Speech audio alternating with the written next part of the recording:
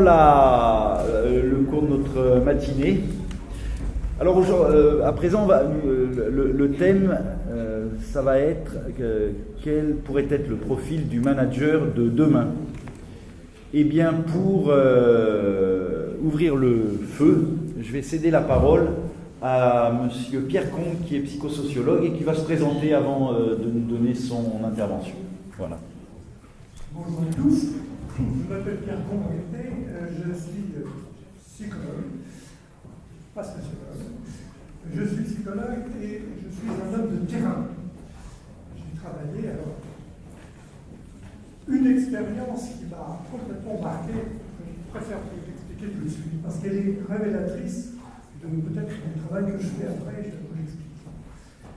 En 1975, je commence à travailler, mon premier emploi chez Citroën, je ne vais pas citer en tout prix, on peut le citer avec quelques années maintenant, et on me demande de réfléchir à la manière de faire revenir des clients dans les concessions, parce que les clients, par exemple, c'était une période où les clients commençaient à partir, ne pas vouloir venir, parce qu'ils trouvaient que d'abord il y avait trop de blouses blanches, et que d'autre part, ça coûtait cher les blouses blanches.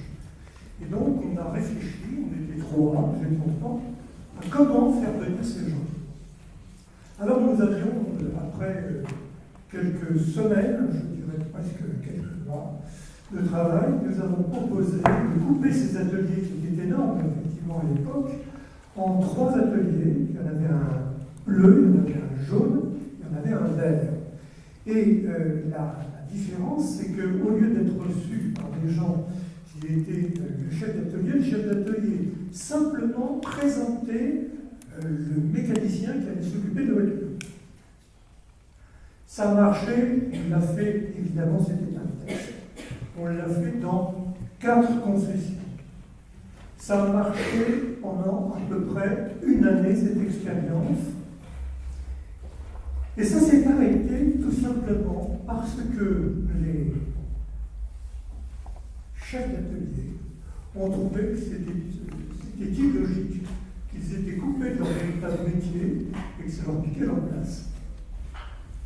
Alors, voilà, c'est mon expérience et cette première expérience m'a évidemment surpris, déçu, et j'ai monté un cabinet de psychologie à partir de là. Donc déjà, vaut mieux travailler tout seul que de ne pas être compris, ou pas être, en tous les cas, on n'a pas essayé ce qu'on avait proposé, parce qu'on pensait en effet que de toute façon, ce n'était pas en un an que les choses allaient se dégager et qu'il fallait attendre beaucoup plus.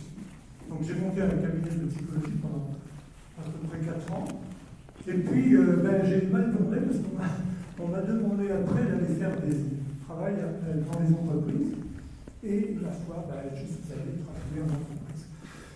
Et j'ai commencé par le groupe Accor. Et le groupe Accor, je suis parce que le président de la société dans laquelle je travaillais, qui était une société consulting, était on est appelé un jour et on nous dit, venez au groupe Accor, vous allez être reçus par les co-présidents qui s'occupent du bruit des pétitions. Ils sont d'ailleurs toujours vivants.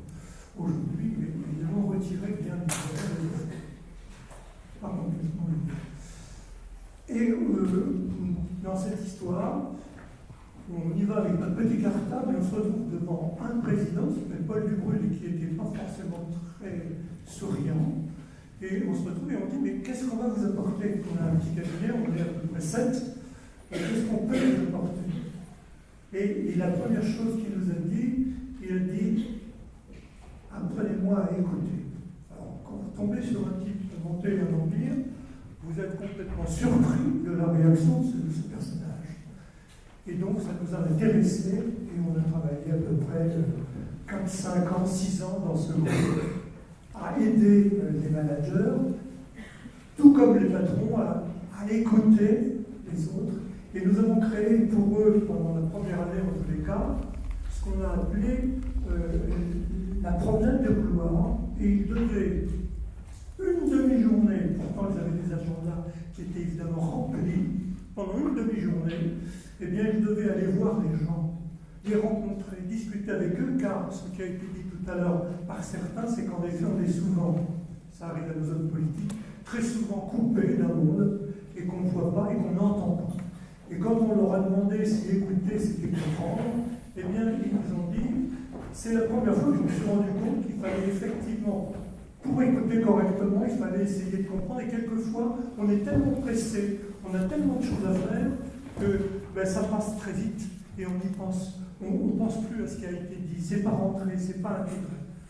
Voilà ce que nous a fait, donc pendant 4-5 ans, on a travaillé ensemble, et ça nous a fait, on a beaucoup aimé ça. Alors, puisque le but de cette table ronde, c'est de parler à l'instant les nouveaux visages, des nouveaux managers, peut-être, je vais revenir quand même un tout petit peu en arrière. Désolé de faire ce recul, mais il me paraît important. Alors, d'abord, vous dire une chose, c'est que moi, je suis un homme de terrain, donc j'ai les mains dans le cambouis tous les jours. Autrement dit, je vais rencontrer des entreprises qui ont, et je travaille notamment avec une entreprise de grande distribution internationale. Je travaille avec eux depuis 15 ans.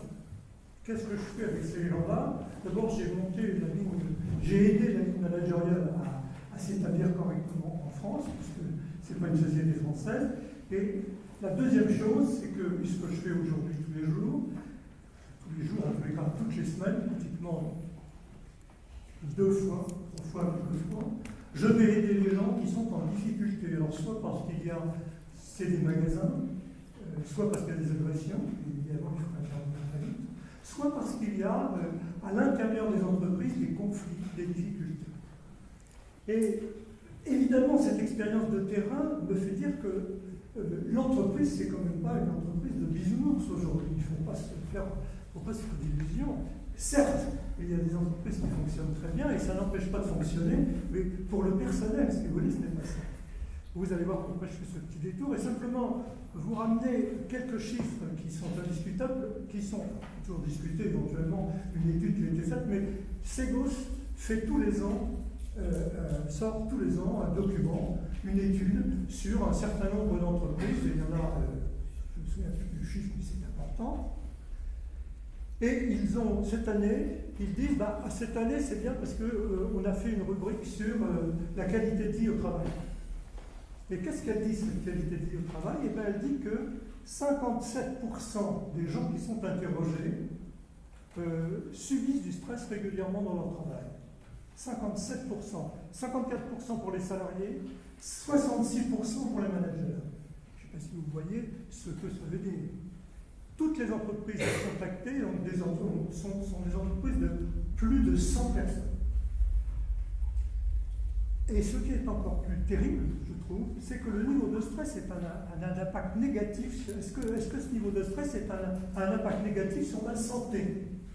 Eh bien, pour les salariés, c'est 60%, et pour les managers, c'est 65%. Vous pouvez téléphoner, enfin en tous les cas passer éventuellement votre commande, si j'ose dire, si vous voulez, parce que l'étude est assez complète. Ils vous répondront, ils vous l'enverront. Il n'y a rien de secret là-dedans.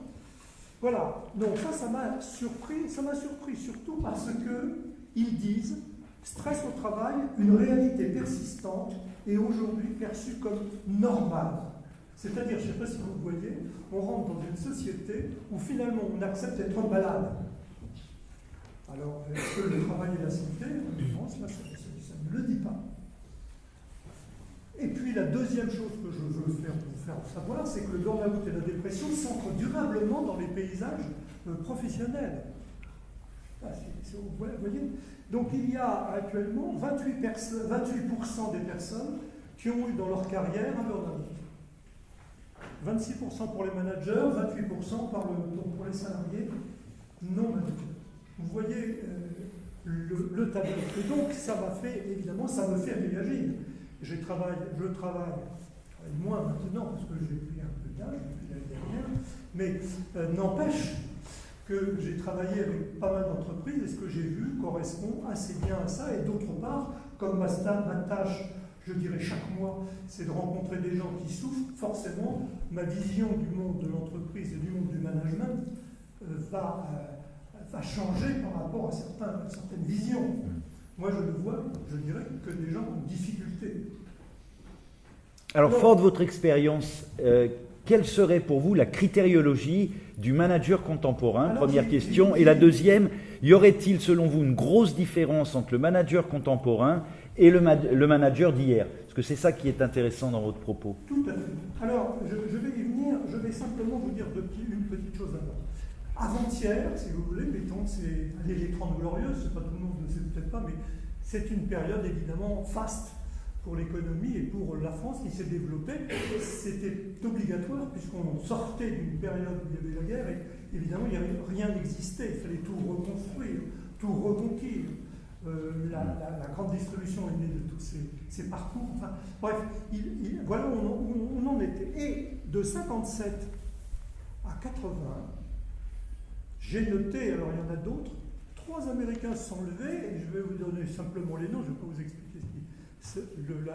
l'expliquer la totalité de ces personnages, mais il y a quelqu'un qui s'appelle notamment Drucker, dont vous avez peut-être entendu parler, qui est forcément l'un des personnages les plus importants du management aujourd'hui. Je vais vous expliquer pourquoi je vous dis ça ensuite. Elizabeth Canter et un type qui s'appelle Douglas McGregor.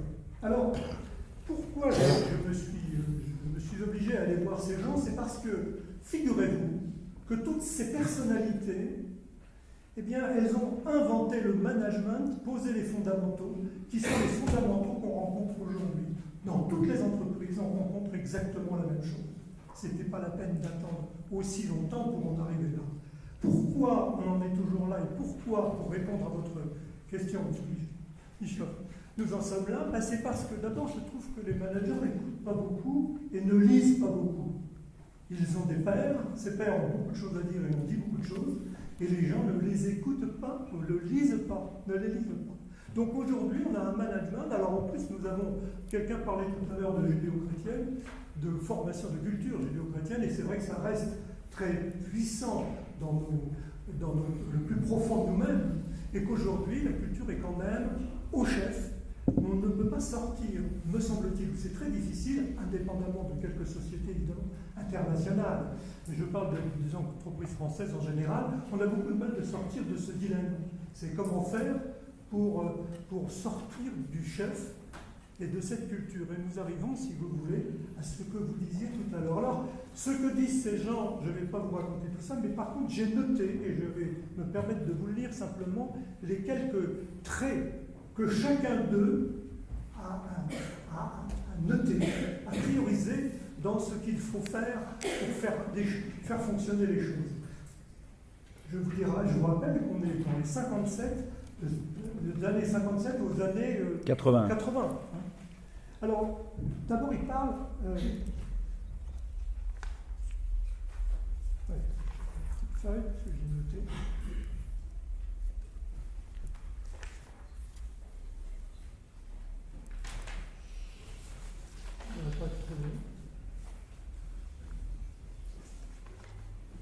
Bon, mais je peux vous les citer. Je ne trouve pas ma femme, mais je peux vous les citer.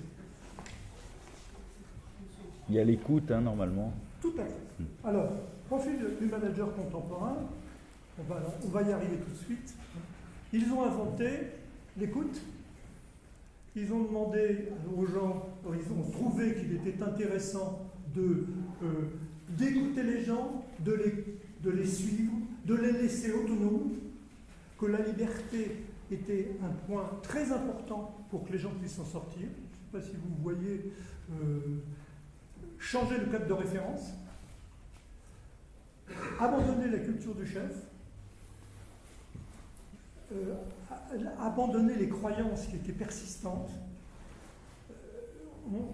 ne pas confondre l'autorité avec rigidité. Enfin, je veux dire, ce sont des points qui posent problème quand même aujourd'hui encore. Donc aujourd'hui, tout ça rassemblé me montre qu'il va falloir effectivement changer d'allure. Alors, le profil du manager contemporain pour moi, c'est d'abord une grande humilité personnelle. On n'arrive pas dans une entreprise aujourd'hui en sachant tout, parce qu'il y a des gens qui sont autour et qui en savent beaucoup plus que nous.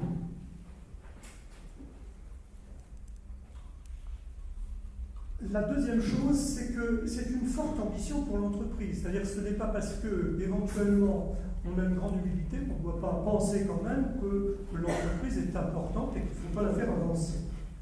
Autrement dit, on doit transformer, allez-y, la place de manager à celle de leader. Mais pour moi, le leader doit se substituer donc au manager, c'est-à-dire devenir la ressource, c'est-à-dire une capacité de renforcement positif. On a oublié le renforcement aujourd'hui dans les entreprises.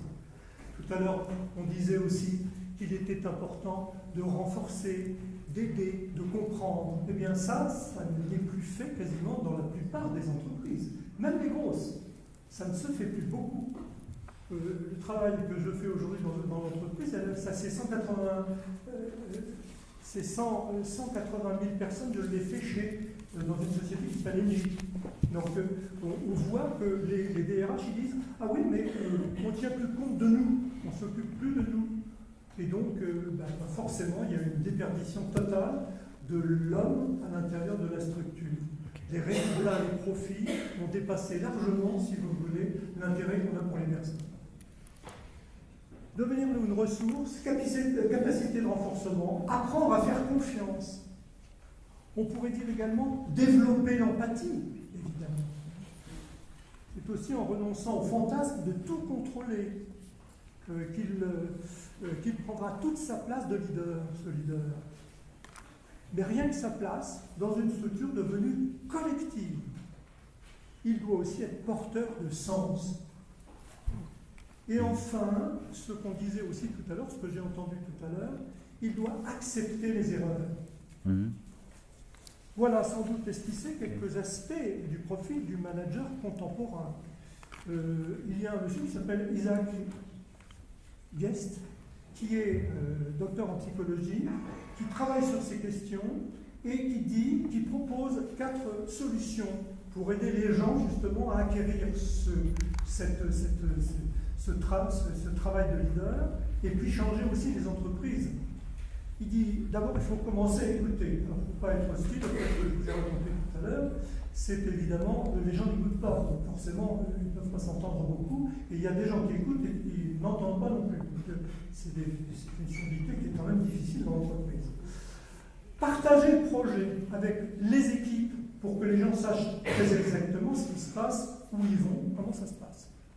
Le 4e point qu'il met en évidence, c'est mettre en place toutes les conditions favorables à l'autonomie. J'ai oublié de vous parler de ça tout à l'heure, car dans les années 57 à 80, on parlait de l'autonomie, on disait que c'était le plus important.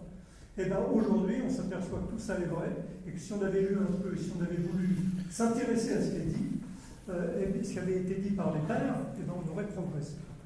Enfin, être le leader de la culture, car dans une entreprise où le leader n'est plus réellement celui qui sait, il n'empêche qu'il doit justement justifier sans arrêt, éviter les écarts qu'il peut y avoir dans cette culture. Voilà, je rajouterai qu'il est nécessaire de passer également progressivement de la délégation à celui du concept de subsidiarité, c'est-à-dire en fait de disposer de l'information aux gens à qui on donne le boulot, des moyens d'agir et des moyens du pouvoir de décision également. Donc vous voyez, ça va très loin. Et on n'en est pas là. Hein, je peux vous assurer qu'on n'en est pas là. Voilà ce que je peux vous dire. Alors j'ai quand même une expérience qui paraît, qui sont passionnantes. C'est les entreprises qui aujourd'hui n'ont pratiquement plus de manager. L'entreprise sans manager. On l'a un peu évoqué tout à l'heure, ça prend beaucoup d'ampleur. Il y a énormément d'entreprises qui vont de 500 personnes à 40 000 personnes qui travaillent quasiment sans manager. Alors pourquoi sans manager? Parce qu'évidemment, au plus c'est court, au plus ça va, au plus les gens prennent des dispositions à l'intérieur de l'entreprise fonctionne à partir des compétences qui se trouvent à l'intérieur de l'entreprise. Et le patron, c'est le leader, si vous voulez, il va aider à faire les choses, mais le financement sur des projets, pour acheter un camion, pour acheter quelque chose, c'est pas l'extérieur, c'est pas le patron qui va décider ça, c'est totalement les personnes qui sont sur le terrain. Donc vous voyez, ça marche ça marchera, et je pense qu'on est dans une voie où il va falloir effectivement travailler ceci. Je vous remercie, Monsieur Combe.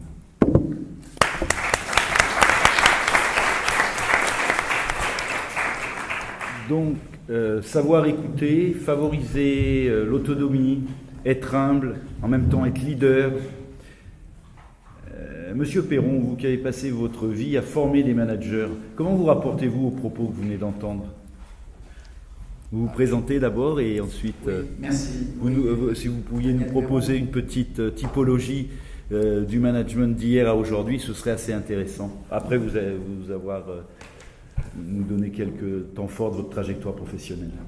Oui, je pense que beaucoup de choses ont été dites, donc, et beaucoup de choses effectivement vraies, en tout cas qui pour moi sonnent vraies et correspondent à la réalité des défis auxquels doivent répondre nos entreprises, sachant que pour les petites entreprises, ce n'est pas tout à fait la même problématique que pour les grandes, donc là aussi c'est difficile de globaliser. Bon, pour me présenter en deux mots, donc Daniel Perron, je suis aujourd'hui président d'un groupe qui s'appelle HECI, qui est implanté à Casablanca et puis dans 6 villes du Maroc, qui est implanté également en Afrique noire. Voilà, préalablement, je dirigeais le groupe Supeco La Rochelle pendant une quinzaine d'années, puis en gros j'ai passé ma vie à créer des écoles et à les diriger, y compris d'ailleurs un lycée.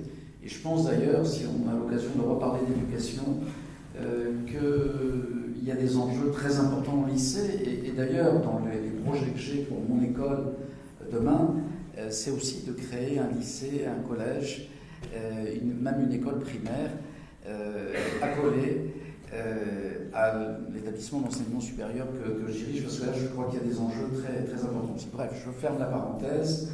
Pour revenir à votre question, bon, c'est difficile de dresser une typologie évidemment du management dans les 30 ou 40 dernières années. Bon, c'est un sujet tellement vaste. Moi, si j'essaie de réfléchir un peu à tout ça, qu'est-ce qui a changé? Évidemment, et pardon si j'enfonce quelques portes ouvertes, ce qui a changé d'abord, c'est la mondialisation. Ce qui a changé, c'est évidemment l'évolution des technologies. Tout ça nous a conduit au monde actuel, dont on a décrit d'ailleurs pas mal des symptômes, c'est-à-dire un monde en mouvement, un monde où l'accélération du temps est forte. C'est-à-dire que plus rien n'est pérenne, ni les produits, ni les marchés, ni les organisations, ni la structure du capital des entreprises dans lesquelles nous sommes.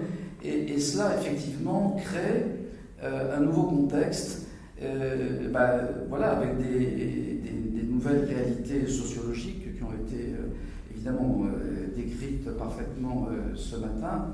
Et je pense que tout ça a également conduit à, évidemment, des évolutions du management, de la direction participative par objectif d'Octave Géligné à l'époque, et avec des mauvaises langues qui disaient la direction c'est moi, la participation c'est eux, et les objectifs c'est moi. Bon, ce n'était pas du tout ce que pensait Géligné, mais en tout cas, c'est vrai qu'à l'époque, aujourd'hui, il y a quand même pas mal de processus qui, et en tout cas dans les grandes entreprises, qui sont calqués encore sur ces principes-là, où oui, il y a des réunions, il y a des participations, il y a des réflexions sur une vision de l'entreprise, un plan stratégique, ensuite des plans d'action avec des objectifs partagés, avec tout ça, à mon avis, ça existe toujours.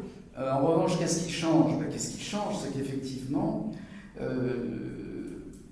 les choses ont moins de sens. Ne serait-ce que parce que quand on est salarié quelque part, on ne sait jamais. Enfin, ce qu'on sait en tout cas, c'est que notre sort dépend souvent du dernier fonds de pension qui est passé pour acheter la boîte dans laquelle on est. En tout cas, c'est le risque. Et ce risque-là est beaucoup plus fort qu'avant.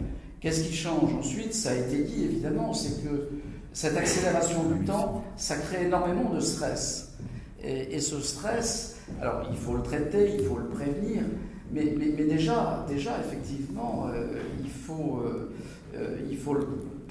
le traiter, il faut régulièrement, à mon avis, faire une cartographie des risques de stress dans son organisation. Les chiffres qui ont été donnés sont éloquents. C'est quand même la majorité des salariés, dans la majorité des entreprises, qui disent aujourd'hui, on doit vivre avec le stress, avec le risque de burn-out, etc. Moi-même, dans ma propre entreprise, il y a encore pas longtemps, à Subdeco La Rochelle, on a 350 salariés à temps plein. Et bien là, je peux vous dire, j'ai encore demandé en comité de direction, il n'y a pas très longtemps, qu'on fasse la cartographie des risques. Voilà. Puis, de toute façon, on devait traiter ça après en comité d'hygiène et sécurité, avec évidemment l'inspection du travail, etc. Mais même pour nous, c'était très important. Et là-dessus, effectivement, il y a un maître mot qui a été dit plusieurs fois aujourd'hui, c'est le mot écoute. On ne sait pas écouter. Nos managers ne savent pas assez écouter. Et aujourd'hui, c'est beaucoup plus important qu'avant, puisque effectivement, les jeunes générations sont en demande, beaucoup plus qu'avant, n'acceptent pas l'autorité, n'acceptent pas, encore moins qu'avant, la non-écoute. Mais écoutez, c'est facile à dire, mais c'est difficile à faire. Et donc, je crois vraiment on a parlé d'entreprises apprenantes, l'une des clés du management, c'est de faire en sorte que nos entreprises puissent devenir des entreprises apprenantes, mais déjà dans ce premier acte-là fondamental, qui est de savoir écouter. Alors, oui, pardon, parce que... Alors, l'écoute, c'est le champ lexical de l'interpersonnel. Et l'interpersonnel, ça suppose et ça implique l'humain. L'humain dont il était beaucoup question ce matin, notamment chez Dominique Carlac et chez Anthony. Or, moi, ce qui m'intéresse à Subdeco La Rochelle, c'est qu'il y a quelques années, dans le cadre de la formation de vos managers, vous avez mis sur pied un programme qui, depuis, a fait de nombreux bébés. Ce programme s'appelle Humacité. Est-ce que vous pouvez nous dire pourquoi et comment vous avez mis sur pied ce programme? Quels en étaient les présupposés? Qu'est-ce que vous en attendez? Est-ce que ça continue toujours? Est-ce que ça a été fécond? Écoutez, je pense que oui, ça a été fécond et ça continue toujours. Et on a même fait des tas d'études ensuite pour vérifier en quoi les capacités d'écoute, le potentiel de leadership notamment, avaient été améliorées. Oui, cette mission Humacité, elle a été mise en place dans cette école. C'est moi qui me suis battu pour il y a une douzaine d'années. Justement pour développer les capacités d'écoute. Voilà. Parce que voilà, c'est une mission humanitaire, citoyenne ou sociale obligatoire de 3 mois à temps plein que tout étudiant du groupe doit faire, sinon il ne peut pas avoir son diplôme. Voilà, donc il y en a 750 qui sont faites tous les ans, dont 500 à l'étranger. Et effectivement, ça ne veut pas dire qu'on va faire du marketing pour des ONG. Non, ça veut dire qu'on va retrousser ses manches pour aider des personnes âgées à mourir, pour aider des femmes matures à s'en sortir, pour aider des enfants qui, etc.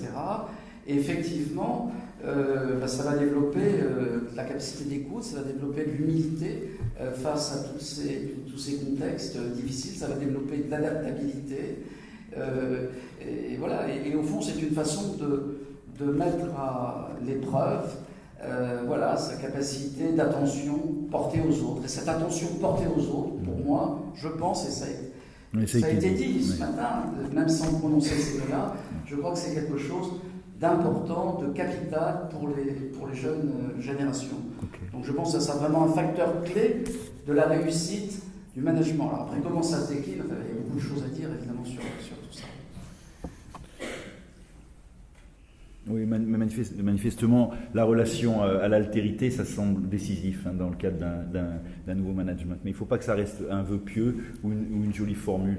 Alors justement, en cette matière, Clarisse Angelier, j'aimerais bien que vous nous présentiez, vous nous proposiez un modèle, le terme est bien fort, mais en tout cas le profil de ce qui pourrait être le manager de demain. Et évidemment, je rebondis sur un ouvrage que vous allez nous présenter, et c'est peut-être à partir de cet ouvrage que vous allez nous en parler de votre néo-manager. Bien, d'abord, merci beaucoup de m'avoir invité dans ces débats parfaitement intéressants et qui permettent d'explorer ce qu'on a à faire en tant que manager. Alors, je voudrais dire que je me sens à moitié légitime parce que je représente donc l'Association nationale pour la recherche et la technologie et vous m'avez invité plutôt dans le cadre du dispositif CIF que nous développons et qui permet de former des docteurs. Or, les docteurs représentent à peine 1% d'une classe d'âge. C'est quand même oui, c'est un ancien CIF, moi aussi, nous sommes confrères. À peine 1% d'une classe d'âge, donc c'est une toute petite portion de la population. Par contre, autant on les attend pour qu'ils deviennent des chercheurs dans le monde académique et des chercheurs dans le secteur privé, avec des relations entre les deux de manière assez agile, assez mature maintenant. Ça aussi, ça fait partie des évolutions dont vous parlez, c'est-à-dire que le monde académique n'est plus une tour d'ivoire, mais est complètement connecté avec le secteur privé réciproquement. Et donc la question que maintenant que vous me posiez, à laquelle je m'étais préparée, était est-ce que ça fait des bons managers ? Et en fait, ce qu'on a travaillé avec Jeanne, qui va pouvoir intervenir en duo avec moi, c'est tout d'abord de se poser la question, est-ce que ça fait des bons créateurs d'entreprises ? Et en 2011, j'ai créé un concours qu'on a appelé les 24 ans chrono de l'entrepreneuriat pour les docteurs CIFRE, qui leur permet, encore aujourd'hui, et on a exporté ça à l'étranger, 2 fois en Australie, en Inde, de se confronter à la création de l'entreprise. Et la question était de se dire, est-ce que ça fait des bons créateurs ? Or, le docteur a en lui plusieurs choses. Déjà, un sujet, donc ça peut être le substrat du développement de l'entrepreneuriat. Et puis, d'autre part, une agilité, une capacité à écouter, à négocier, à embarquer une équipe, à se passionner. Le doctorat est aussi un parcours initiatique. Il y a une transformation, ça c'est votre mot, mais plusieurs DRH, notamment Stéphane Lemarquette, L'Oréal, dit on aime les docteurs parce qu'ils se sont transformés au travers de la recherche. Ils ont douté. Et l'école du doute est extrêmement importante. Quand on est un manager, on doute, on fait confiance, on accompagne, on sait faire grandir l'autre parce que la recherche ça amène aussi à faire quelque chose d'un non-résultat, donc on accepte l'échelle, l'erreur, essai-erreur, etc. Et ce doute collectif, cette humilité collective est propice à un management qui est sain et qui fait grandir les uns les autres. Donc je pense que oui, ce sont de bons entrepreneurs, ça on l'a démontré, ce sont de bons managers. On a vu aussi entre 2011 et 2018 ou 2016-17, comment ils évoluaient, parce que quand on passe dans ce concours 35 heures sans dormir avec eux, on finit par bien les ausculter. Et on est passé d'une posture assez techno-push, à des gens effectivement qui aiment vivre en tribu, mais en choisissant sa tribu, qui sont connectés et qui veulent sauver le monde. C'est-à-dire la notion de sens. Et la recherche, on n'est pas chercheur sans être en quête du sens. On pourrait mettre un grand S d'ailleurs. On va chercher le pourquoi, et sûrement le pourquoi on est là. Et ça peut mobiliser une équipe. Alors, tous les docteurs ne deviennent pas managers, mais tous les grades master ingénieurs n'ont pas vocation à devenir manager.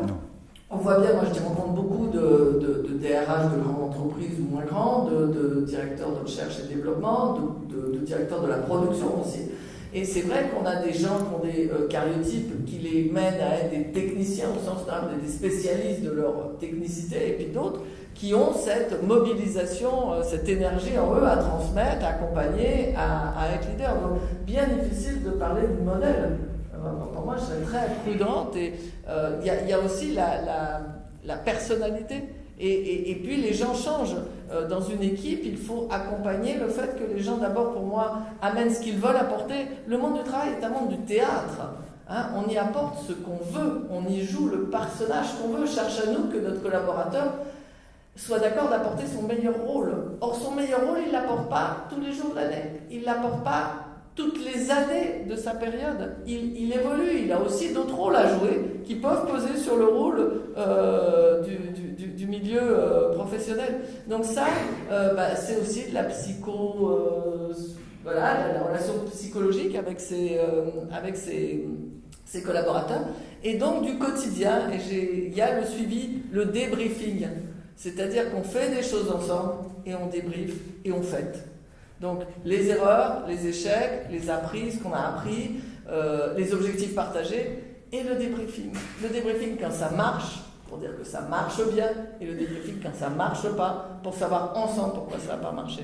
Et ça veut dire de l'implication quotidienne, ça veut dire de la passion, et je reboucle sur les chercheurs qui sont avant tout des passionnés. Et Jeanne va peut-être mieux compléter encore que moi. Bon, vous comprendrez que je suis assez en phase avec Clarisse Angelier, puisque c'est déjà le 2e livre que nous écrivons sur ce sujet. Je partage exactement ce que tu dis. Et par rapport, une chose intéressante, tu parles d'énergie. Et M. Combe et M. Perron ont parlé eux-mêmes de burn-out. C'est vrai qu'un manager, comment voulez-vous travailler avec quelqu'un qui est complexé? Quelqu'un qui se sent mal dans sa peau, Donc le manager a un devoir, me semble-t-il, qui le concerne lui, parce que c'est beau cette générosité et cet angélisme, mais commençons par le manager. Le manager se doit de manager sa santé. Et manager sa santé, c'est quelque chose qui se fait dans toutes les dimensions, à savoir être aussi bien... Maintenant, à un moment donné, on parle de méditation, à un autre, on parle d'alimentation, à un autre, on parle de sport, de sommeil. Bientôt, tout cela sera mesuré sur nos petites boîtes, là, le self-quantified.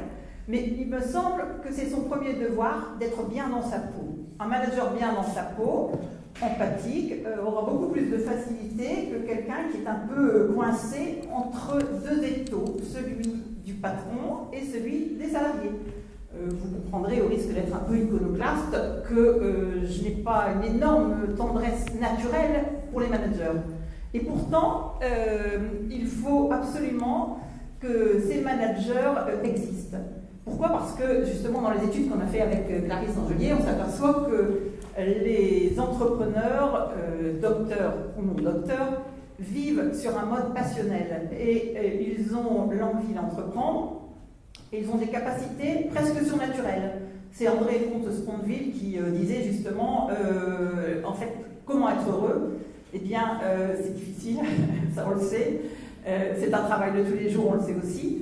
Mais c'est une obligation, me semble-t-il, d'y réfléchir. Et lui disait, en fait, il y a ce qu'on désire, et puis, enfin, ce qu'on aime, ce qu'on désire, et une fois qu'on l'a, et c'est souvent le cas de ces managers, tels que je les juge mal, je reconnais, je suis partiale, c'est un peu pour faire chauffer l'affaire, mais qui choisissent le rôle de manager, en fait, comme ils sont entrepreneurs de leur propre carrière. Et là est la difficulté. Et il me semble qu'il faut essayer d'interpénétrer ce que fait l'entrepreneur, ce que fait le manager et ce que font les salariés, qu'il y ait une espèce d'unité de sens pour tous. Voilà, c'est ce que j'avais à dire.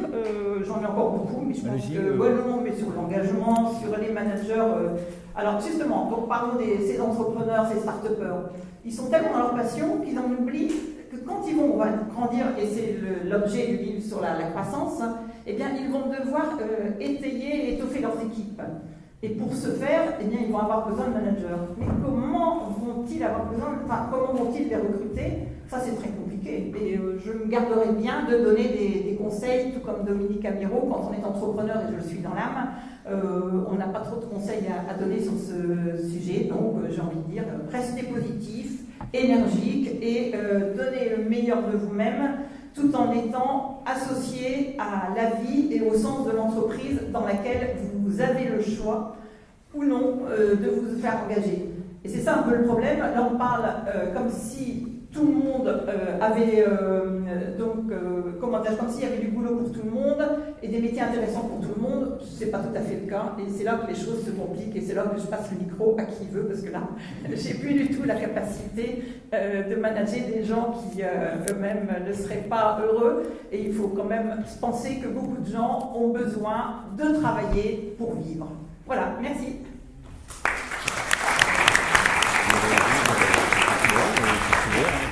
Moi, plusieurs questions sont venues à l'idée. La première, il y a eu plusieurs occurrences du mot confiance, à plusieurs reprises. Moi, j'ai une question. Comment tient-on ensemble contrôle et confiance? Or, il faut savoir quand même que l'entreprise, vous le savez tous, c'est pas un monde de bisounours. Et on sait très bien que la révolution numérique, c'est aussi, je ne dis pas surtout, mais c'est aussi un moyen d'exercer un contrôle de plus en plus fort. Alors moi, la question que je pose, notamment par exemple, un monsieur Perron ou au psychologue, monsieur Combe, comment tient-on ensemble confiance et contrôle? Monsieur Perron, vous avez... Ou Anthony, Anthony se propose de répondre. Allez-y d'abord. J'aurai un propos forcément assez théorique, donc allez-y. Moi, je pense que le manager, évidemment, il doit faire des contrôles, puisqu'il est le gardien du résultat. Face à un conseil d'administration, et ça, on ne pourra pas le changer. Il faut bien que quelqu'un soit le gardien du résultat. Et voilà. Donc ça, donc il faut contrôler, alors intelligemment, en responsabilisant, etc. Oui, bien sûr, en laissant droit à l'échec, on l'a déjà dit. Voilà. Mais moi, je pense qu'il faut expliquer que contrôle et confiance sont parfaitement biocompatibles dans une organisation. Moi, je pense qu'il faut l'expliquer. Et il faut expliquer comment le contrôle, comment la confiance, pourquoi c'est pas incompatible. Si on ne l'explique pas, effectivement, je pense que... Il y a la reconnaissance. Je voudrais... Derrière le contrôle, il y a la reconnaissance, en fait. Aussi. Bien sûr, il y a la reconnaissance, bien sûr, il y a la reconnaissance, bien sûr qu'il faut donner des signes de cette reconnaissance, ça a été dit aussi tout à l'heure. Et je pense que le contrôle, c'est aussi en quoi j'aide l'autre à grandir. On a beaucoup dit ça. Ah voilà, c'est ça. En quoi j'aide mon collaborateur à grandir. Ça aussi, c'est du contrôle.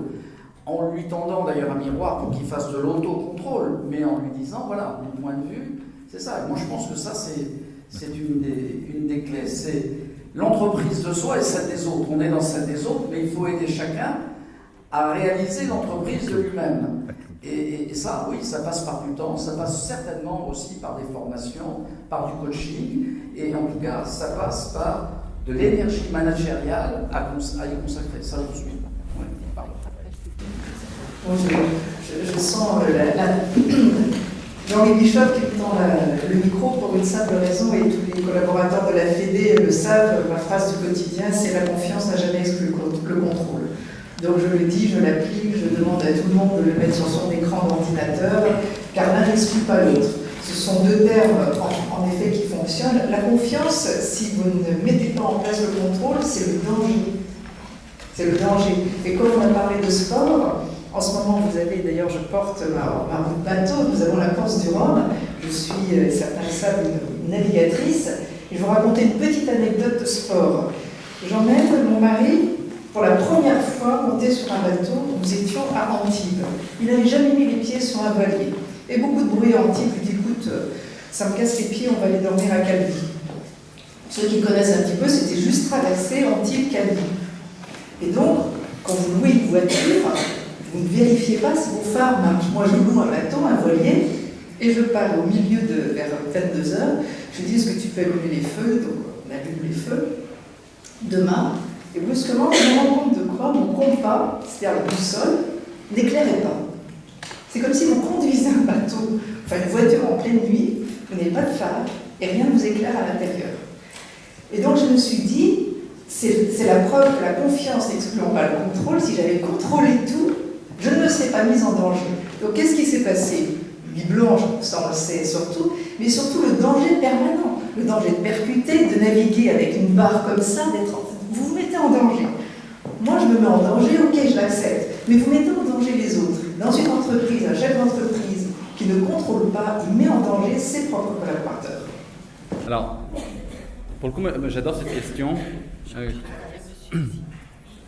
J'adore cette question que tu as posée, Jean-Louis, parce que je pense que dresser la typologie du manager d'aujourd'hui, ça passe, à mon sens, d'abord par dresser une typologie de la confiance, justement.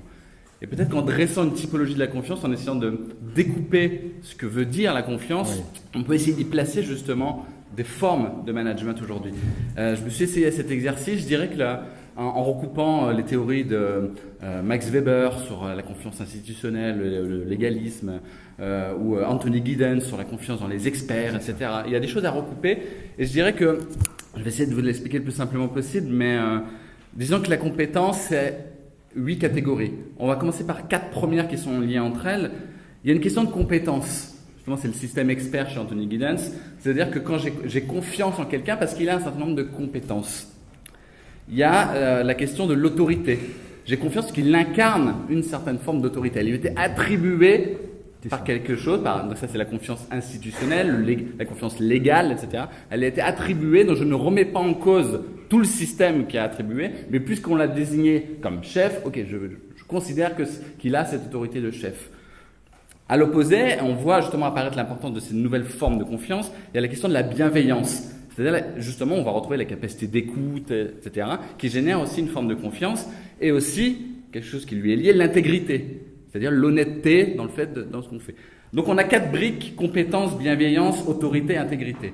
Je dirais qu'on a connu une forme de management qui s'est essentiellement concentrée sur 2 polarités, qui sont la compétence. On avait besoin de managers compétents, experts, qui connaissent leur métier, d'où le fait de démarrer à la base, etc., pour grimper les échelons. Voilà, on a cette idéologie, une compétence et une autorité. À un moment donné, on lui a conféré un pouvoir et on ne remet pas en question ça. Le fait d'associer compétence et autorité, pour moi, mécaniquement et nécessairement, je dirais, ça a généré justement le point de vue du contrôle, une certaine forme de contrôle qui est la surveillance. On va contrôler, on va évaluer, on va regarder s'il a bien fait le travail, etc. Quand on est dans ce système où, justement, la confiance est bâtie sur la compétence et l'autorité, mais mécaniquement, ça entraîne ce truc de surveillance, peut-être même de punition, surveiller, punir, etc. Oui, Nietzsche ira jusqu'à dire la confiance, ce n'est rien d'autre que la certitude que j'ai qu'il va être puni s'il ne fait pas les choses comme elles doivent être faites. Puisque les autres peuvent être punis à tout moment, j'accepte de faire confiance au système. Ça, c'est une vision possible. Je pense que la vision qu'on voit se dessiner aujourd'hui, il y a eu quelques propos qui ont été mentionnés aujourd'hui, c'est d'essayer plutôt de capitaliser sur d'autres formes de la confiance que sont la bienveillance, notamment, et l'intégrité. Je pense qu'on remet un petit peu ça dans les nouvelles théories du management aujourd'hui. On a mentionné, sans dire le mot, je pense, le système qu'on appelle l'allocratie, c'est-à-dire ce système d'organisation sans manager. S'il n'y a pas de manager, ça ne veut pas dire qu'il n'y a pas une forme de pouvoir à l'intérieur. Et je pense que le pouvoir qui relie la bienveillance et l'intégrité, c'est ce que disait Max Weber, c'est le charisme. Et toutes les études qui ont été menées sur l'allocratie, les quelques études, il n'y en a pas eu tant que ça, mais notamment Dahlia Lindhart qui fait un peu référence sur le sujet, elle n'hésite pas à parler juste de gourou, justement. Il y a un côté un peu de fascination qui est extrêmement important pour celui qui lead ce genre de petites start-up, de petites entreprises sans manager, etc. Il y a du charisme qui est extrêmement fort. Et la confiance se construit sur le charisme, justement, des leaders, ce qu'on appelle les leaders aujourd'hui. Voilà, donc en fait, on voit que de cette polarité-là, on propose autre chose. Est-ce que c'est mieux le charisme que la surveillance? C'est pas ça que je dis. Je dis juste qu'on est en train de déplacer sur l'échiquier. Et après, il y a on connaissait d'autres formes de confiance qui lient l'autorité et l'intégrité. C'est la morale. Simplement, c'est des choses beaucoup plus passives. L'intégrité morale d'une institution, on ne doute pas que l'État nous veut du bien, a priori. Qui fait qu'on n'est pas angoissé en sortant dans la rue à se demander si on va se faire arrêter à tout bout de champ. Ça existe dans certaines sociétés, pas la nôtre. Et quelque chose qui relierait la compétence et la bienveillance, je pense que c'est ce qu'on essaye de dessiner aujourd'hui.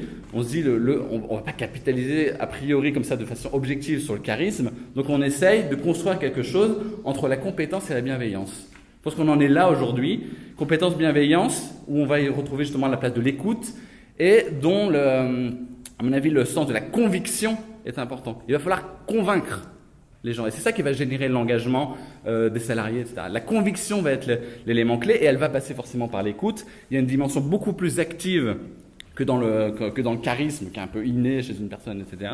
Et voilà. Et je pense que là, aujourd'hui, en tout cas, les théories du management s'attachent à décrire ça. Je pense que l'enjeu raisonnable est de réfléchir dans cette zone, justement, de la confiance. Mais voilà, en tout cas, juste pour vous montrer un petit peu ce déplacement de là où on va, et ces questions de quelle confiance on veut dans une entreprise me paraît primordial pour savoir quel manager va en découler. Voilà. Jeanne, oui. Vous voulez ajouter quelque chose? Non, rapidement, donc sur l'intégrité morale, c'est vrai que j'enfonce le clou, mais être en accord avec les valeurs de l'entreprise ou démissionner, ça fait partie pour moi de l'intégrité morale. Donc j'enfonce le clou, confiance égale confiance en soi, du manager, en lui-même, en son entreprise, en ses équipes. Et puis je voulais juste partager une petite astuce de quelques entrepreneurs qui, eux, pratiquent la cooptation des salariés. et augmente ainsi la confiance de l'équipe. Oui. Oui, simplement, je veux rajouter une chose qui me travaille depuis longtemps, c'est que depuis 30 ans, je ne peux pas vous dire combien de séminaires, mais j'en ai fait pas mal, je n'ai jamais vu quelqu'un qui ne veut pas croître, qui ne veut pas progresser. Alors évidemment, il y a des aléas dans la vie, des difficultés, et donc quelquefois, si vous voulez, les gens mettent, comme on dit vulgairement, le mouchoir par-dessus. Alors on n'a plus envie, on n'est plus motivé. Et le rôle du leader, puisque ça s'appellerait le manager peut-être, hein, eh bien c'est justement de retirer le mouchoir. Parce qu'on ne voit que soit blanc, rouge, vert, jaune, toutes les couleurs de toutes les cultures. De toute façon, les gens ont envie de progresser. C'est simplement le rôle du leader pour faire progresser les gens. Ok. Monsieur Debarry, vous vouliez ajouter quelque chose? Oui, je voudrais juste dire que ce débat confiance-contrôle est particulièrement intéressant et on entend souvent les gens dire que pour faire confiance, il faut des preuves. Et donc, mais parce que, et aujourd'hui, alors qu'aujourd'hui, on devrait se dire, mais on ne prend pas assez de risques, en fait. On ne parie pas assez sur les individus. On ne prend plus le risque de faire confiance à des gens. On les a souvent choisis quand même, ces gens. Et du coup, on se retrouve embarqué dans des systèmes dans lesquels ils passent le plus clair de leur temps à faire du reporting. Comme je me souviens des visiteurs médicaux, des grands laboratoires pharmaceutiques sur lesquels je travaillais sur la réinvention de leur métier, ils étaient passés en 15 ans de 1 heure de reporting par semaine à 3 jours de reporting par semaine. Et tout ça, pourquoi? Parce qu'en fait, les groupes sont soumis à une pression dingue. Il faut être honnête. Rien que chez Dentsu, je ne vais pas du tout vous faire rêver là, mais on a 5 processus de reforecast budgétaire. On démarre le budget 2019 en juillet, on l'arrête en septembre de l'année 2018, en janvier. Il ne s'est même pas passé 1 mois dans l'année. On est déjà dans le reforecast. Et on a le reforecast de mars, de juin, de septembre, d'octobre, et en octobre, on doit encore confirmer si on va bien atterrir l'année. Donc tout ça, parce qu'on est des groupes cotés ou des groupes internationaux, quel que soit, je ne suis pas là pour taper sur les gens et les règles, mais il faut bien comprendre que ces managers, ils sont soumis à une pression très violente et très forte, et que du coup, ils ont un petit peu plus de difficultés par le passé, peut-être, à donner leur confiance et à faire le risque, et à prendre un risque sur les individus. Oui, je vais essayer d'apporter un éclairage sur la question. Donc, le management est devenu de plus en plus managé, c'est de plus en plus complexe, je dirais, c'est de plus en plus difficile. Avant, manager, la première acceptation du terme, c'est avoir des résultats à travers une équipe. D'accord? C'était ça. On ne demande plus ça, le manager. On lui demande d'avoir une équipe, on lui demande que les personnages, les collaborateurs qui forment son équipe soient meilleurs lorsqu'ils sont placés entre ses mains qu'avant. Donc ça devient un formateur. Il faut qu'il forme son équipe. On lui dit de faire partager une vision. Ça veut dire qu'il faut qu'il ait le sens du leader, faire partager une vision. On lui dit qu'il faut qu'il mette en place une stratégie. Donc il faut qu'il soit aussi un manager un peu stratège, qu'il comprenne. On lui dit qu'il faut qu'il anime, qu'il entraîne son équipe. Ça veut dire qu'il faut qu'il soit coach aussi en même temps. Donc je pense que c'est un rôle très très très délicat, très très compliqué. En plus, on va lui dire qu'il faut que ton équipe soit entre les mains d'autres managers avec la transversalité. Il faut qu'il anime des groupes transversaux où il sera manager d'un projet où il n'aura pas de lien hiérarchique avec eux. Il faut que son équipe aille trouver aussi des solutions à l'extérieur de l'unité ou à l'extérieur de l'entreprise, auprès des collègues. Il faut qu'il encourage tout ça. Donc voilà, le rôle du manager est très très compliqué en tout cas. Je voudrais continuer sur ce thème un petit peu de confiance et contrôle, parce qu'il m'importe, parce qu'il y a quand même des écueils. Et pour faire le lien avec la table ronde de tôt ce matin et maintenant, dans la confiance que l'on donne et dans la confiance que le collaborateur vous donne, il y a le risque aussi de l'abandon, du délaissement. Certains collaborateurs peuvent imaginer que finalement on se débarrasse d'un dossier parce qu'on fait confiance, faites-le. Et donc cet écueil, ce lien, il est très très ténu. faut faire extrêmement attention quand on dit, voilà, je vous fais confiance parce que tout le monde travaille au même projet maintenant avec les jeunes, que ça ne se transforme pas et ne soit pas perçu comme un abandon. Et de la même façon, le contrôle, s'il est vécu de façon, je dirais, sanction, il y a une crainte aussi de ne plus se laisser contrôler et donc de ne pas faire, la déresponsabilisation. Donc, moi, je suis toujours partisan de dire il faut contrôler, mais quand bien même il y a une erreur, il ne faut jamais sanctionner. Conviction, passion, vision. Conviction, passion, vision. Ce seraient les caractéristiques du leader de demain. Qu'en pensez-vous, monsieur Amirault? Passion, vision, oui. Non, conviction, passion, vision. Encore une fois, moi j'ai une approche un peu particulière qui est celle de l'entrepreneur, pas forcément petit, puisque le pays c'est pas petit, hein. C'est surtout un état d'esprit. Hein. C'est qu'on prend en main son propre devenir, et on ne le prend pas en main que pour soi-même, on le prend avec son équipe. Et bien entendu, la première condition du succès, c'est le partage. Et si on n'a rien à partager, bien entendu, ça vient de ici. La première chose, il faut avoir une vision, une certaine vision du monde. On peut être plus ou moins altruiste. Et oui, ces valeurs qui me semblent importantes, une a été rappelée tout à l'heure, c'est l'écoute. L'écoute des autres, s'intéresser à ce qu'ils font. Et ça me paraît fondamental. Dès lors qu'on s'écoute de façon réciproque, on commence à échanger. On commence à donc dialoguer et à construire ensemble. Donc voilà les éléments qui me paraissent fondateurs. À partir de ça, si vous avez l'enthousiasme, quand vous êtes entrepreneur, quand vous risque que vous prenez, vous êtes enthousiaste, vous n'avez pas le choix. Donc vous l'avez fait parce que vous l'avez voulu, il y a une passion, puis après vous n'avez pas le droit.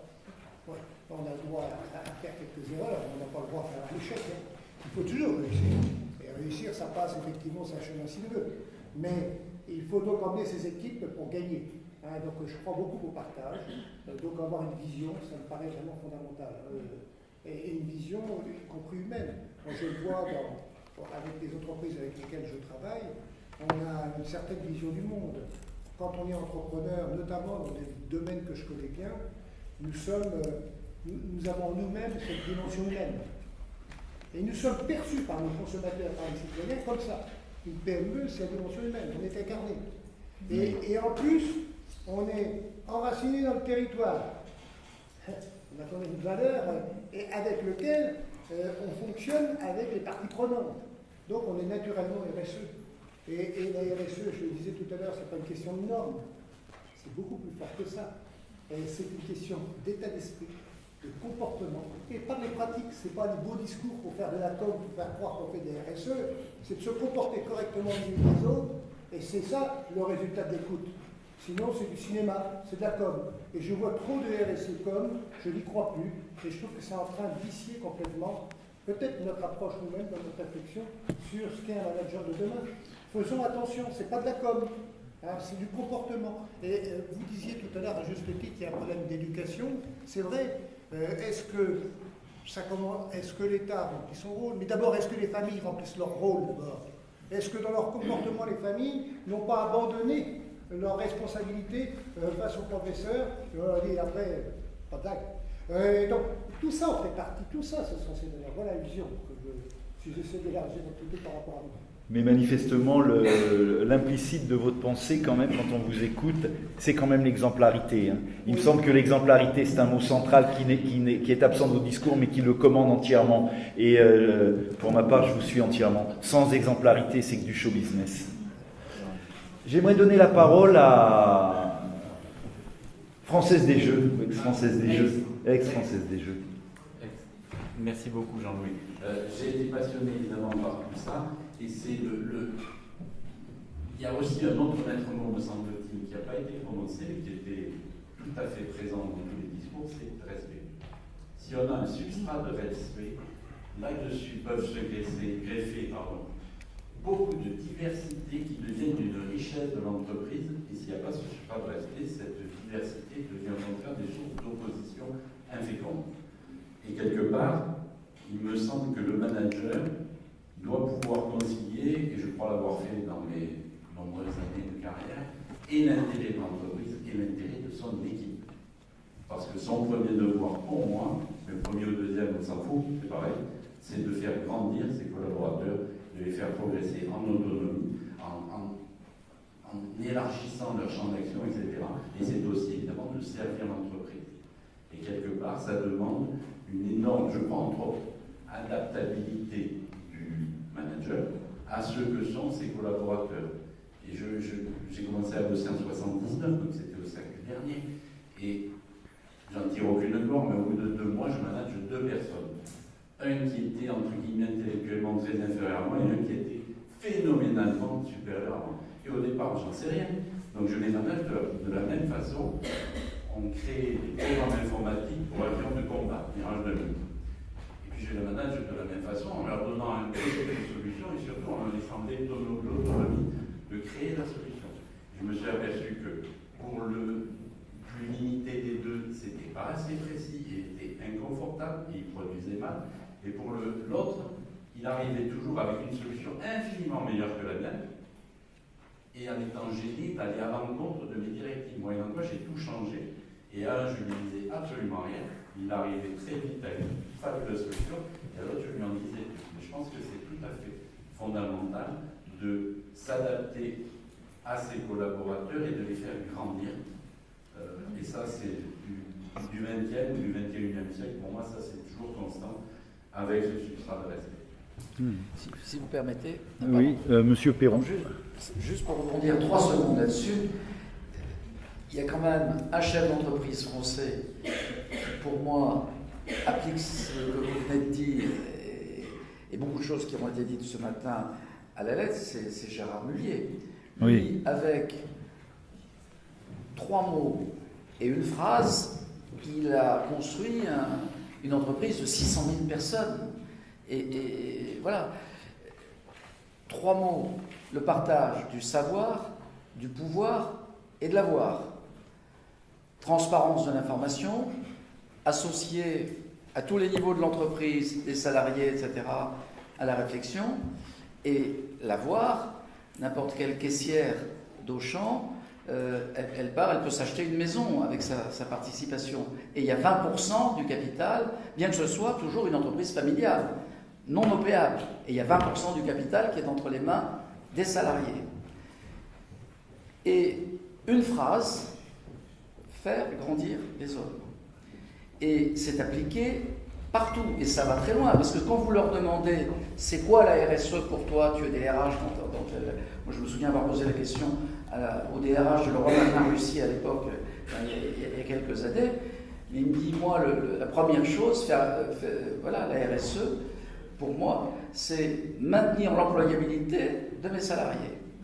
Au risque de les voir partir, ça ne fait rien. Oui. Ceux qui vont rester, je vais les fidéliser. Et voilà. Bon, je ferme la parenthèse, parce que ça pourrait... Mais juste pour moi, Gérard Mullier, c'est vraiment quelqu'un de très moderne, bien qu'il ait 85 ans, 86 ans.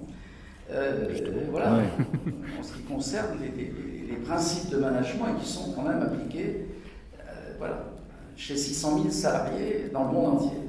C'est hyper intéressant. Pardon. Oui. Oui, simplement vous faire part, c'est un peu contradictoire par rapport à ce que je vous disais, mais encore avec le groupe Accor, juste une petite histoire, puisqu'elle va très bien dans ce que nous sommes en train de dire. Vers la fin de leur carrière chez Accor, les coprésidents achètent Motel 6, qui est une quantité de restaurants, de motels, si vous voulez, aux États-Unis. Et au bout de 2-3 ans, on est obligé de s'apercevoir qu'ils se sont plantés. Alors, qu'est-ce qui se passe?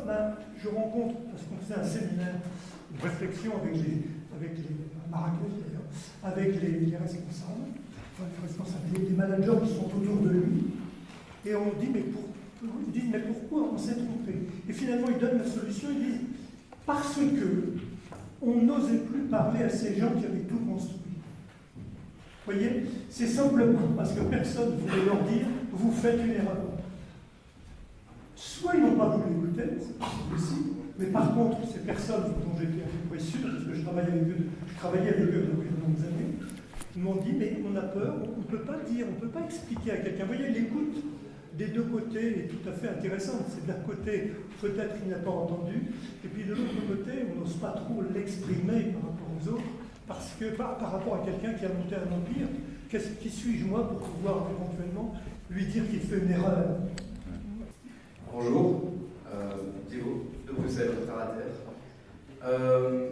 C'est un exposé très intéressant. J'avais une question par rapport à un concept qui, encore une fois, aborde certainement la qualité de l'exposé. C'est comment articuleriez-vous le concept de responsabilité, de responsabilisation, que ce soit du manager ou de son équipe? Ouais.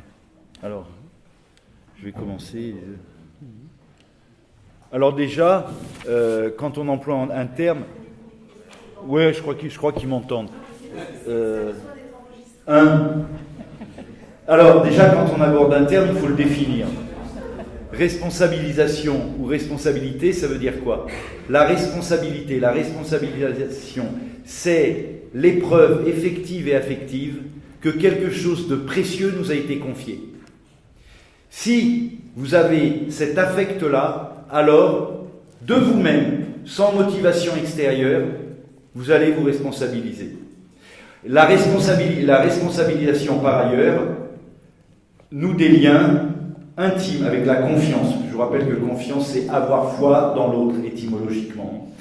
Voilà déjà ce que je voulais dire par rapport à la responsabilisation. Ensuite, c'est toute la question, effectivement, on retrouve, une fois qu'on a défini le terme, on retrouve toute la problématique de la confiance, sous toutes ses modalités et sous à peu près tous ses visages. Si tu veux dire quelque chose là-dessus. Non, juste rajouter justement par rapport à ce que je disais tout à l'heure, c'est derrière la notion de responsabilité, il y a la notion, telle qu'on l'a définie, du contrat. Et j'ai l'impression que la manière dont on envisage la responsabilité, c'est par le contrat. C'est pour ça. Vous êtes contractuellement relié. Et je pense que, exactement, et c'est pas affectif, c'est désincarné justement de l'humain. Parce qu'on a créé un système moderne avec des institutions où le droit, le légalisme, est quelque chose qui trône et qui dirige véritablement notre manière de construire notre société. Donc la dimension contractuelle, c'est ça qui génère l'engagement, d'une part, et aussi la responsabilité de cet engagement. Je pense qu'aujourd'hui, s'il y a un déplacement qui s'opère, c'est justement pour retrouver quelque chose de plus fondamental sur la question de la responsabilité, l'affect. Michel Maffezoli proposait le nom de pacte pour montrer le glissement qui serait en train de se jouer, et peut-être qu'il y aurait une réflexion à mener sur la manière dont on peut générer une responsabilité autour d'un pacte dans le management, et plus simplement autour du contrat. Oui, vraiment du contrat de travail. Exactement. Oui, sans faire le mauvais jeu de mots, je dirais qu'il y a le pacte et il y a l'impact. Parce que dans la responsabilité, il y a, de façon sous-jacente, la question à se poser de l'impact de ce que je vais faire sur les autres, sur l'environnement, sur la société. D'ailleurs, on le retrouve, c'est une des composantes essentielles de la RSE, et on la retrouve d'ailleurs dans la norme ISO 26000, dont on n'a pas beaucoup parlé, mais c'est vrai que ce qui caractérise aussi le management d'aujourd'hui, c'est qu'on vit dans un monde de normes, on le voit bien dans nos écoles, les normes nationales, les normes européennes, les normes internationales, etc. Ça veut dire en permanence, il faut en tenir compte, c'est souvent des nouvelles contraintes, c'est quelquefois des nouvelles opportunités, mais par-delà de tout ça, on doit acquérir de nouveaux réflexes sur l'impact de mon entreprise, de mon action, de mon projet, sur chacune des parties prenantes. Et donc ça, c'est une nouvelle question, à mon avis, du management de ces dernières années, qui est parfaitement intégrée, en tout cas dans la norme ISO 26000, pour ce que j'en sais. Mais on respecte tout à fait les délais, presque moins de quart. C'était l'heure où il était prévu de terminer. Alors voilà, l'heure de la conclusion est venue. Je ne vais pas faire une conclusion, à moins que quelqu'un qui a quelque chose à rajouter. Jeanne, tu voudrais... Non. Moi, oui. Moi, je voudrais rajouter quelque chose. Alors, je ne sais pas si voilà. Je voudrais rajouter quelque chose parce qu'il y a beaucoup de jeunes. Et ce qui m'inquiète parfois chez les jeunes, c'est, comme vous vivez dans l'immédiateté et l'accumulation, je dis volontairement ce mot, l'accumulation d'informations. Aujourd'hui, les fake news, vous savez faire le tri. Donc, la question des fake news n'est plus une question pour vous. En revanche, je m'inquiète toujours de ce raisonnement à l'échelle de quelques heures pour des enjeux qui engagent parfois la planète. J'en veux pour preuve les actes de vote, qui sont souvent des actes impulsifs d'un raisonnement quelques heures, alors que vous engagez un pays, et là vous allez engager l'Europe pour quelques années. Donc c'est cette capacité à retrouver votre esprit critique. Et là, faire une démarche sur vous, et je pense que dans le management de demain, c'est d'arriver à comprendre que les jeunes, c'est pas que vous n'avez pas l'esprit critique, c'est que vous avez perdu parfois cette capacité à vous projeter au-delà du raisonnement de quelques heures. Voilà, c'était ce message-là pour vous.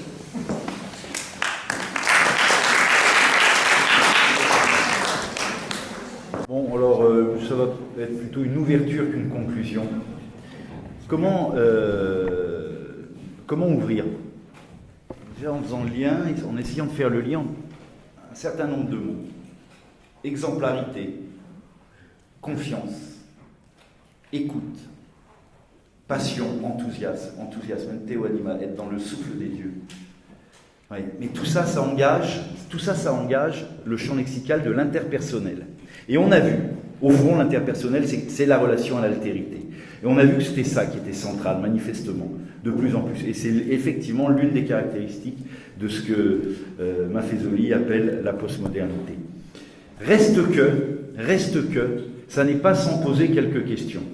J'en veux pour preuve un dossier qui est effectué par la Délégation générale du travail, qui montrait qu'avec la révolution numérique, il y avait plusieurs fléaux qui affectaient l'entreprise. Je vais en citer 3. La surcharge informationnelle, tu es au courant d'une réunion qui se trouve à Tours, faite par un type que tu n'as jamais vu et que tu ne connais pas. Deuxièmement, l'abolition des frontières entre le privé et le professionnel. Troisièmement, l'accentuation des procédures de contrôle. Et quatrièmement, l'affaiblissement considérable des relations avec l'autre. Or, s'il est très paradoxal de voir que ce qui caractérise la modernité, l'ultramodernité ou la postmodernité, c'est l'altérité, c'est l'exemplarité, et qu'en même temps, les outils ou les véhicules ou les navires amiraux dont elle dispose entravent cette relation. Et l'entrave à cette relation, et là je vais rebondir sur un mot que vous avez prononcé, il y a eu 5 occurrences, c'est le mot stress. Je me demande si dans cette question-là, dans ce nœud-là, il n'y a pas un lien insécable avec le stress, puisque tout ça, évidemment, n'est pas porté à la conscience. Voilà l'une des questions sur laquelle moi je voudrais vous laisser. Et pour ma part, je vous remercie de votre participation.